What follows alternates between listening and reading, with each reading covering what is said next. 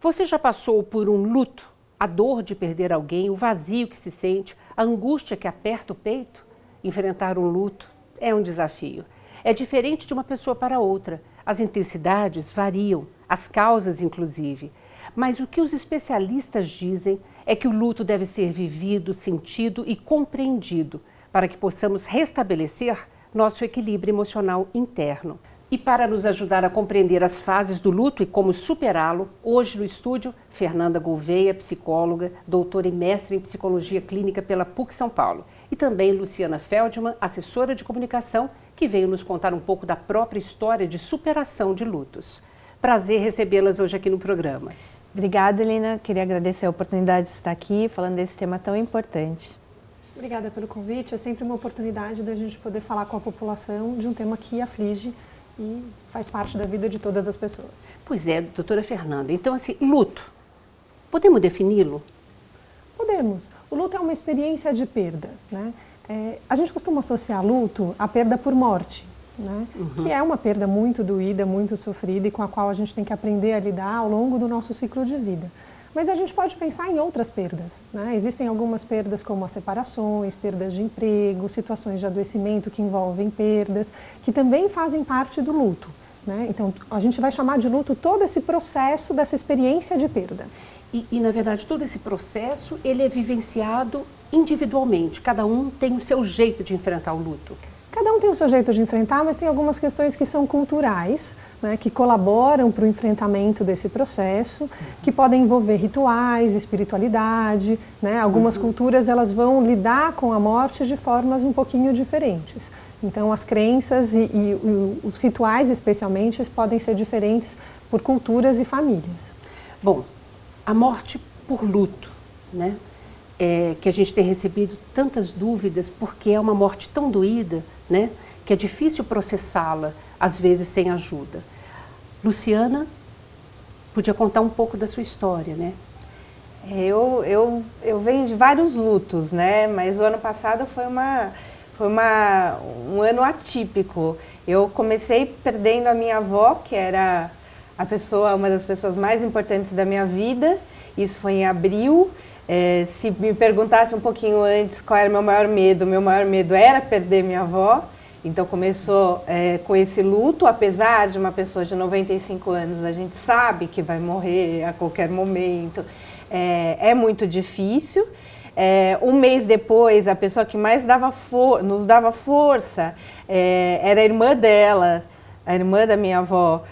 Faleceu também, ela quebrou a perna e acabou falecendo na cirurgia. E no final do ano eu perdi o meu padrasto. Então foi um ano de vários lutos, né?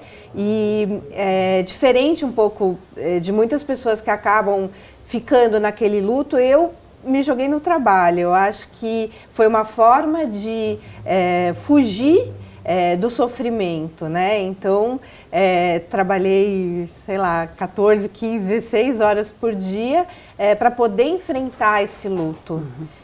Agora, Fernanda, é comum isso? Quer dizer, a gente se jogar, de repente, no trabalho ou num tipo de atividade para conseguir suportar essa coisa da dor? É difícil de eu te responder se é comum, é uma possibilidade. Tá. Né? Então as pessoas vão enfrentar de formas diferentes. O que a Luciana está relatando é uma sequência de lutos. Né? Então, emocionalmente, já é muito difícil a gente conseguir lidar com o luto. E essa experiência de perda, ela vai ser importante quanto mais significativa for aquela pessoa para a gente. Então ela está contando uma história de pessoas com um significado muito importante para ela, afetivamente vinculadas a ela, né? Com uma relação de vínculo, de apego. Então essas experiências, tem alguns fatores que podem tornar o luto um pouco mais difícil, né? Então um deles é essa sequência. Então ela mal se recuperou de uma situação, né? Já vem uma outra situação. É muito difícil a gente pensar num tempo de recuperação de luto, claro que isso é individual, mas a gente costuma dizer que mais ou menos um ano as pessoas costumam conseguir retomar a vida e conseguir falar daquela pessoa já sem tanta dor, sem tanto sofrimento, já tendo conseguido lidar melhor com esse processo de perda, mais ou menos. Né? Então ela está contando que no período de um ano foram 3 perdas significativas. Né? É como se fosse uma bola de neve, vem vindo cada hora mais alguma coisa. E a estratégia que ela usou foi não se aproximar tanto dessa emoção, como se fosse algo tão grande que ela não fosse capaz de dar conta. E isso às vezes acontece da pessoa, por exemplo, não vivenciar o luto, não se deixar até vivenciar aquela dor, e até anos depois, às vezes, ela se vê. Não ter resolvido, né? Não ter resolvido essa situação, né? Eu, assim, além de tudo, também no começo do ano veio uma separação, né? Então, assim, foram várias. Perda, né, Lu? É outra perda e às vezes até uma perda mais difícil de entender, né? Porque a morte, a gente sabe que ela acontece, né? A separação, ela é ocasionada por uma série de outras, enfim, consequências. O luto por morte, ele é socialmente mais reconhecido, Tá. né? Existem alguns lutos que são menos reconhecidos. O luto da separação, por exemplo, que é um sofrimento muito grande, muitas vezes socialmente não é tão reconhecido, né? Então tem algumas situações em que a gente vai chamar até de luto não reconhecido. Sim. Mas quando a gente entra neste contexto do que você está descrevendo, é mais uma perda, é como se fosse um processo cumulativo, Tá. que emocionalmente foi ficando difícil de elaborar.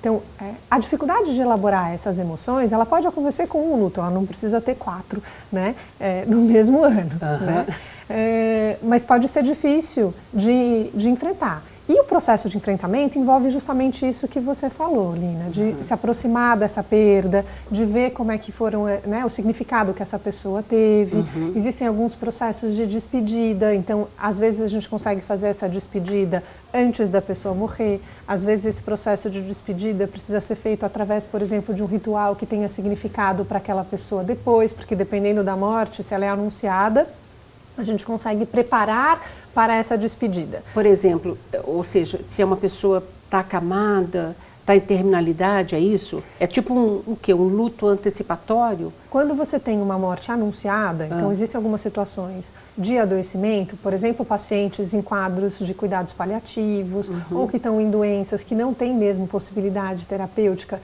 e que a gente sabe que está num processo onde já foi, né, combinado com a equipe de saúde que não vai haver ressuscitação, ou esse paciente não tem uma chance de reversão, ou está num sofrimento muito grande.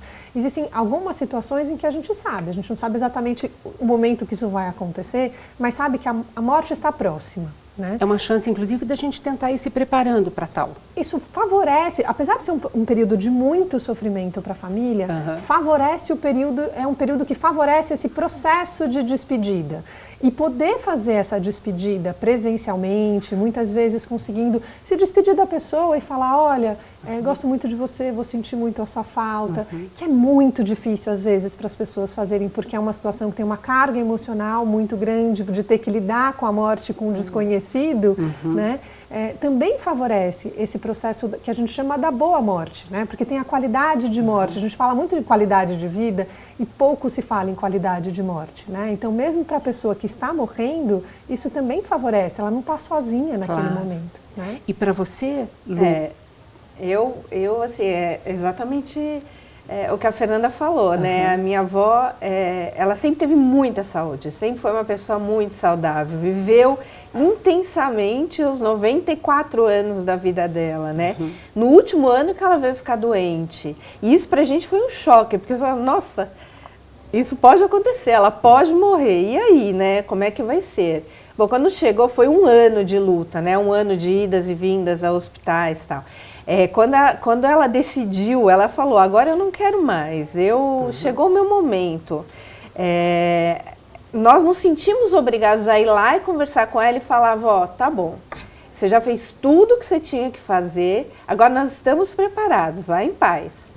E aí foi o momento que ela realmente falou, agora chega, Pode partir, agora eu né? quero partir, missão cumprida, né? E para você, o mais difícil foi essa despedida, foi liberá-la. O mais difícil, acho que, da minha vida foi chegar para ela e falar, vó, vai em paz, sua missão está cumprida, agora é com a gente, pode ir. E acho que isso foi a coisa mais difícil da minha vida. E talvez tenha sido a mais necessária, né? Porque também favorece que essa despedida e o enfrentamento do processo de perda, ele aconteça de uma forma mais leve, com essa comunicação clara, né, com ter valorizado o processo dela, né, e de alguma maneira ter falado tchau, né, o quanto ela foi importante para você, poder morrer com o dever cumprido, né, com essa sensação de missão cumprida, deve ser uma bênção, né, então, porque vamos morrer, né, agora é uma certeza. E respeitar esse momento, né, eu acho que a gente precisa respeitar a decisão da pessoa de tipo, chega, agora eu quero, chegou minha hora, né. Isso também é uma declaração de amor, uma declaração né? de amor. Fernanda, claro que assim, cada pessoa vivencia a sua própria dor pela perda de uma maneira muito particular, né? Mas nós poderíamos dizer que existe sim algumas fases consideradas que são as fases de um luto? Existem autores diferentes que vão descrever essas fases de formas diferentes também. Tá. Mas dá pra gente pensar que num primeiro momento tem uma dificuldade grande de lidar com a emoção, né, que pode aparecer negação, pode aparecer uma outra fase já de querer barganhar, né, de querer barganhar com Deus, né, então como é que eu vou lidar com isso? Essas emoções da raiva podem ser frequentes, até que vem um processo que envolve uma tristeza maior, uma aceitação e um enfrentamento, né? Então, é um processo, ele não acontece da noite para o dia, a gente não consegue enfrentar isso da noite para o dia. Mesmo numa situação como essa que a Luciana descreveu, assim, fui trabalhar, ela está lidando com isso desse jeito. Num primeiro momento, muito provavelmente, ela não estava se aproximando tanto dessa emoção, de tão insuportável que ela parecia. Então, tem uma negação, não da morte em si, mas de lidar com essa emoção, de se aproximar disso, né? E essas emoções, elas vão reaparecer, né? Então, em alguma medida, a gente precisa ir conseguindo elaborar até chegar num processo de aceitação, onde tem a saudade, né? Onde a saudade continua lá, mas ela não dói tanto e a gente consegue tocar a vida, tocar a vida, transformar, ressignificar, realinhar o ambiente onde aquela pessoa estava, né? O que fazer com as coisas daquela pessoa, né? Porque tem muitas vezes as pessoas mantêm os quartos, a roupa, os objetos, tal né? qual sempre existiu. Como se a pessoa fosse voltar a qualquer momento, né? Então também faz parte desse processo conseguir reorganizar o ambiente, reorganizar a relação, né? No meu caso é muito engraçado, porque eu e minha avó, a gente morava em frente, né? E a nossa comunicação era pela janela. Então, quando ela abria a janela, eu sabia que a minha avó acordou, eu descia para tomar café, enfim, para conversar e tudo mais. Então, a coisa mais difícil era olhar pela janela, né? E mais difícil ainda, tinha uma árvore gigantesca que cobria um pouco essa visão. E bem na semana que ela faleceu, a árvore foi tirada. Uau! Então, ficava uma visão direta da minha casa para a casa dela, o que foi muito difícil, porque eu não conseguia olhar na janela. Então, eu acho que são algumas coisas que a gente precisa, né? Essa é uma das coisas que eu preciso enfrentar até hoje, é muito difícil, né? Faz um ano que a minha avó morreu e é complicado. Eu ganhei também um quadro que é uma menina olhando na janela o infinito, um mar lindo, assim, que era um quadro dela e que a minha tia, a irmã dela, disse, esse quadro tem que ficar para você. Então, assim, foram muitas coincidências, né? Que se isso não é espiritualidade, eu não sei o que é, mas, enfim, foram coisas que aconteceram nesse tempo e que fica a saudade, não tem a saudade. Nós vamos continuar logo na sequência, a gente vai fazer um pequeno intervalo para a gente depois falar sobre as dicas de como a gente pode, no dia a dia, enfrentar os tipos de luto, tá bom? E você não sai daí não, a gente volta já já.